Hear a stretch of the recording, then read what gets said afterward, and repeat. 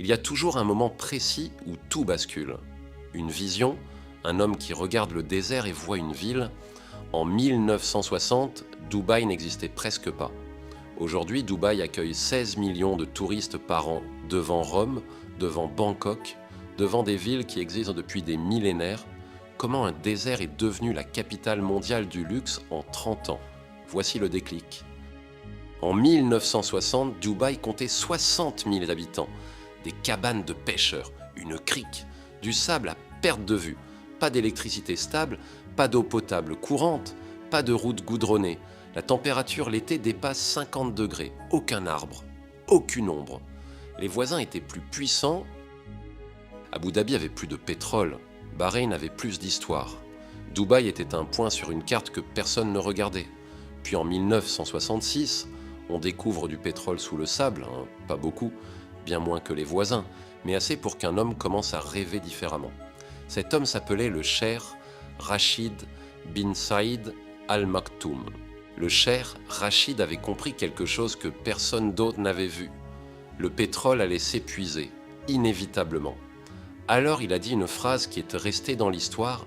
« Mon grand-père était sur un chameau, mon père était sur un chameau, je suis dans une Mercedes, mon fils sera dans une Land Rover, mais son fils sera de retour sur un chameau. Sauf si on construit quelque chose qui dure après le pétrole. » Il a pris l'argent du pétrole. Et au lieu de le dépenser en palais, il a tout investi dans des infrastructures. Le port de Jebel Ali, le plus grand port artificiel du monde, construit dans le désert, les routes, l'aéroport, les hôpitaux et surtout zéro impôt sur le revenu, zéro taxe sur les entreprises étrangères. Il voulait que le monde entier vienne faire des affaires à Dubaï et le monde entier est venu. En 1985, Dubaï fait quelque chose d'incompréhensible. Une ville qui a à peine de l'eau courante crée une compagnie aérienne. Emirates Airlines, 4 avions, un bureau, une poignée d'employés, tout le monde a ri. Pourquoi une ville du désert aurait besoin d'une compagnie aérienne internationale? Aujourd'hui, Emirates est l'une des 10 plus grandes compagnies aériennes du monde. 100 millions de passagers par an, 300 avions, des vols vers 150 pays. C'est ça la logique de Dubaï. Construire pour un monde qui n'existe pas encore. En 1999, le Burj Al Arab ouvre ses portes. Une voile géante plantée dans la mer, construite sur une île artificielle. L'hôtel se proclame 7 étoiles, le seul au monde. La chambre la moins chère, plusieurs milliers de dollars la nuit. Le monde entier en parle. Les milliardaires du monde entier veulent y dormir. Dubaï venait de planter un drapeau sur la carte du monde, et ce n'était que le début. Après le Burj Al Arab, Dubaï ne s'arrête plus.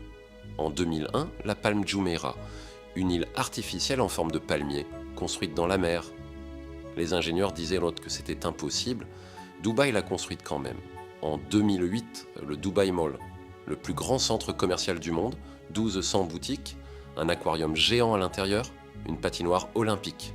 Dans une ville à 50 degrés dehors, en 2010, le Burj Khalifa, 828 mètres, 163 étages, 2 fois plus haut que l'Empire State Building.